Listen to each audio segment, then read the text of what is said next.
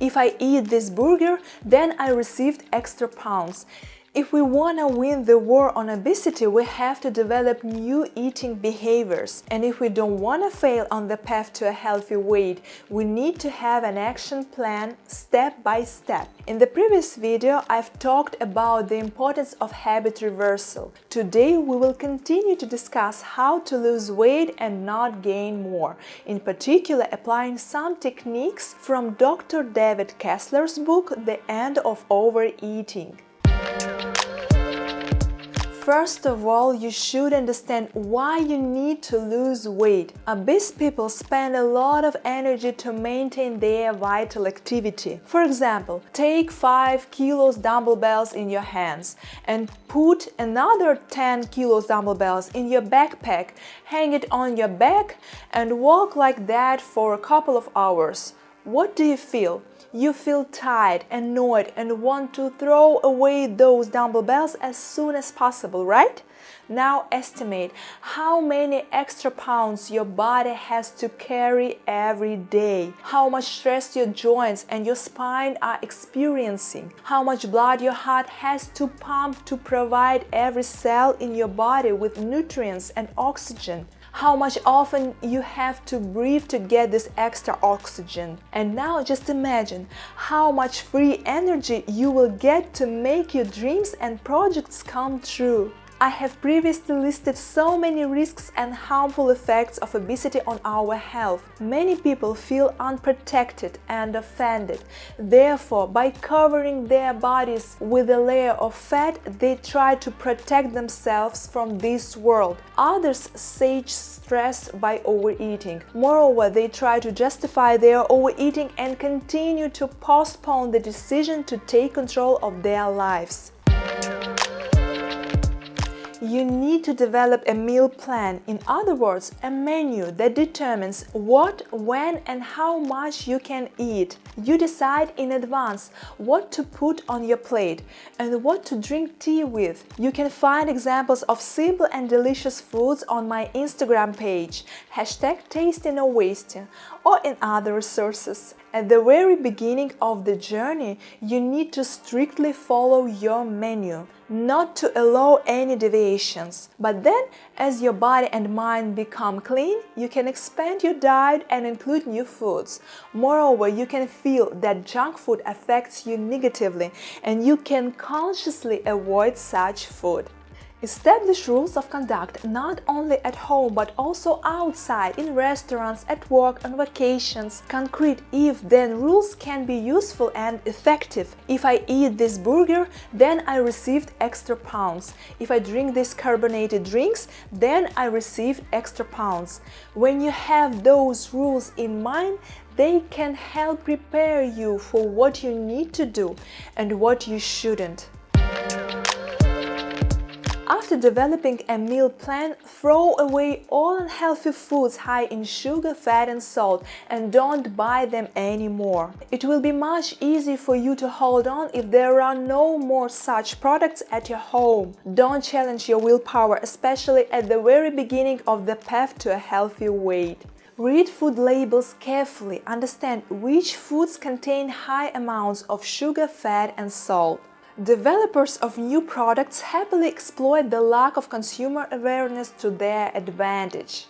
If the sugar content of a product is higher than any other ingredient, federal standards require it to be on the top list of ingredients on the package. But if there are several varieties of sweeteners, they can be listed separately, and this pushes each one to the end of the list. Manufacturers add 3 types of sugar to the product without putting sugar at the top of their list of ingredients. Let us say breakfast cereals often contain some combination of sugar, brown sugar, fructose, high fructose corn syrup, honey and molasses. But in the first place in the composition, you will see grain products, corn, rice, grits or wheat. Food labels are one of the best ways to make a good choice. Try to avoid foods with white flour, which is found in many types of baked goods and pasta. What is white flour? White flour is a harmful product. The most valuable thing in the grain is the shell and the germ. White flour of the highest grade is obtained by cleaning wheat from the shell and the germ. Thus, all the valuable parts are removed, but only the dead part, consisting mainly of starch, remains. This starch clogs the intestines and the liver. What to do with it? Everything is pretty easy. Choose durum pasta and whole wheat flour.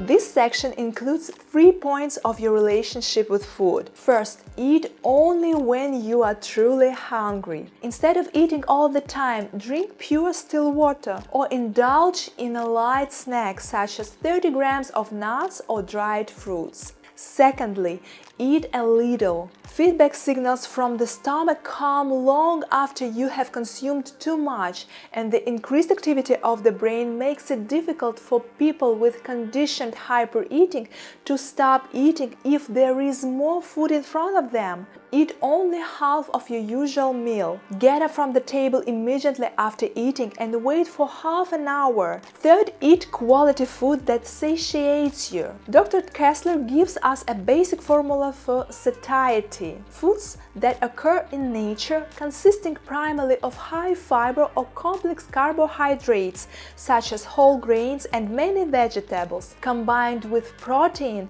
and a small amount of fat. Exercise is one of the best substitutes for the kind of reward we get from highly palatable foods. Exercise engages the same neural regions as other mood-enhancing rewards and produces similar chemical responses. Exercise can also reinforce an altered self-image. You begin to identify yourself as a healthy, athletic person, someone capable of making positive choices, and that in turn gives you an incentive to maintain control. You don't need vigorous exercise to achieve these benefits. If you've been sedentary all your life, a short daily walk is enough to make a difference. You will be able to steadily increase intensity over time. The most important thing is to start moving.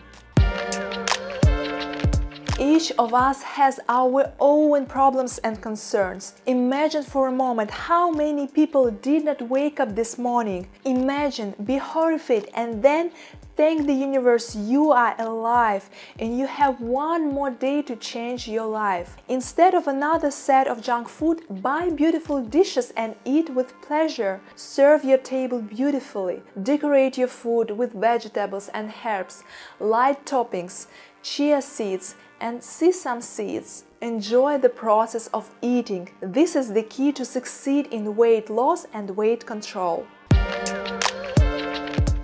Don't count calories. Some people count calories because they find it the easiest way to know how much they are eating. Others are willing to weigh their food to determine portion size. But those strategies are impractical for most of us because they take too much time and they are too difficult to do. A better approach is to develop an intuitive sense of how much you need to feel satisfied. Don't berate yourself for food breakdown. Everyone needs rewards, and eventually your eating behavior may worsen if you don't get them. You can incorporate rewards into your structure by choosing the ones you can control: biscotti, frozen yogurt, a small piece of good chocolate, or a fruit dessert. This strategy is known in some circles as harm reduction, and it's a valuable way to avoid feeling deprived. Don't expect quick results. Your body may experience stress immediately after switching to a proper nutrition. You may even start gaining weight. You don't need to be afraid of this. And of course, you should not give up. Moreover, for many people, an extra couple of weight kilos can be due to fluid retention in the body. Act gradually, step by step, and imagine in your mind you are moving towards a better life. I do not offer a universal approach because I know universal methods don't work, and new skills fix only if it resonates with you personally. Try, experiment, and choose from the proposed methods the ones that work best for you. In the next video, I will talk about obesity in children. Write your comments and questions, and of course, take care of your body, mind, and weight. Bye.